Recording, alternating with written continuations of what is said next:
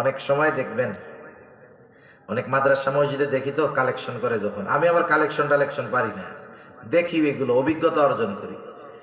যে টাকাটা একটু বেশি দেয় দেখবেন নামটা জোরে কইতে কয়, যে টাকা কম দিবে ও লজ্জায় নাম বলেন না, লজ্জা লাগে। এখন একজন দিছে 50,000, ওর পরে যদি একজন 50 টাকা দিয়া ওই 50,000 ওলার মতো নাম কইতে কয়, মানুষে কি কইব, ওরে বাবা রে বাবা, পুঁটি মাছের ফুট দেখছো কত বড়। তা উনি লজ্জায় আর কিছু বলে না। তা লজ্জায় বলুক আর না বলুক সেটা পরের কথা, কিন্তু একজন 50,000 টাকা দিয়ে যদি নাম ফুটাইতে যায়, আর একজন যদি 5 টাকা আল্লাহর জন্য দেয়, ওই 50,000 টাকাওয়ালার চাইতে 5 টাকাওয়ালার দান আল্লাহর কাছে বেশি প্রিয়। ঠিক কিনা বলেন? এজন্য আমরা অনেক সময় মনে করি ছোটখাটো ইবাদত এতে হবে কি, অনেকে মনে করে না এরকম। অথচ আয়েশা সিদ্দিকা রাদিয়াল্লাহু তাআলা আনহাকে নবীজি বলেন, আয়েশা, কোন নেকের কাজকে ছোট মনে করবা না, হতে পারে ওই ছোট নেকের কাজ তোমার নাজাতের কারণ হতে পারে। আবার অনেক সময় ছোটখাটো বিষয় আছে, পাপ অন্যায়, আমরা এটাকে পাপ মনে করি না, ওই অন্যায়টাকে অন্যায় মনে করি না। নবীজি বলেন ছোট পাপগুলোর ব্যাপারে সতর্ক থাকবা, হতে পারে ওই ছোট অন্যায়টা তোমার শাস্তির কারণ হতে পারে। কারণ প্রসিদ্ধ ঘটনা, একজন দুশ্চরিত্রা নারী, সে একটা কুকুরকে পানি পান করিয়েছে, এর কারণে নবীজি বলেন আল্লাহ তাআলা তাকে ক্ষমা করে দিবে। আর এক মহিলা একটা বিড়ালকে বেঁধে রাখছে, খেতেও দেয় না ছেড়েও দেয় না, এইবার বিড়ালটা মারা গেছে, নবীজি বলেন ওই মহিলাকে এই কারণে আল্লাহ তাআলা শাস্তি দিবে।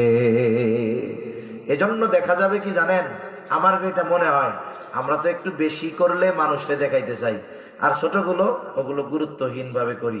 আমার মনে হয় যেটা আল্লাহ যদি আমাদের মাফ করে, অধিকাংশ মানুষ ওই ছোট ছোট ইবাদত গুলোর কারণে মাফ পাবে, যেগুলোকে সে মাফ পাওয়ার কারণ হিসাবে মনেই করতো না।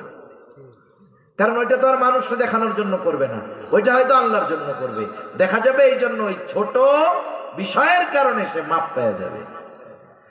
তাহলে ইবাদত কবুলের শর্তগুলো বলতেছিলাম, 1 নাম্বার কম্পালসরি, যেটা ঈমান লাগবেই লাগবে। 2 নাম্বার ইখলাস, তথা যে কোনো আমল একমাত্র আল্লাহর সন্তুষ্টির জন্যই করতে হবে। 2 নাম্বার। 3 নাম্বার, ইবাদতটা হতে হবে সুন্নাত তরিকায়, তথা দুনিয়ার কোনো ইবাদত নাই যেটার সুন্নাত পদ্ধতি নাই। দুনিয়ায় এমন কোন ইবাদত নাই যে ইবাদতের পদ্ধতি নবীজি দেখায়া দেন নাই। বরং বিষয়টা তো এমন, দুনিয়ার কিছু কাজ আছে যেগুলো করলে সওয়াবও নাই, না করলে গুনাহও নাই। এইরকম কিছু আমল আছে, ওই আমলগুলো যদি নবীজির পদ্ধতিতে করা হয়, ওই দুনিয়াবি কর্মগুলাও তার সওয়াব পাওয়ার কারণ হয়ে যায়। যেমন মনে করেন দৈনন্দিন জীবনের অন্যতম একটি কাজ হলো প্রস্রাব পায়খানা জরুরত ছাড়া, এটা তো সবাই কম বেশি করা লাগে। এখনকার মানুষ আরো আধুনিক বেশি। বলে কে বেশি আধুনিক জানেননি? এ সমাজে কে বেশি আধুনিক? বলে যার বাসার মধ্যে পায়খানা যত বেশি।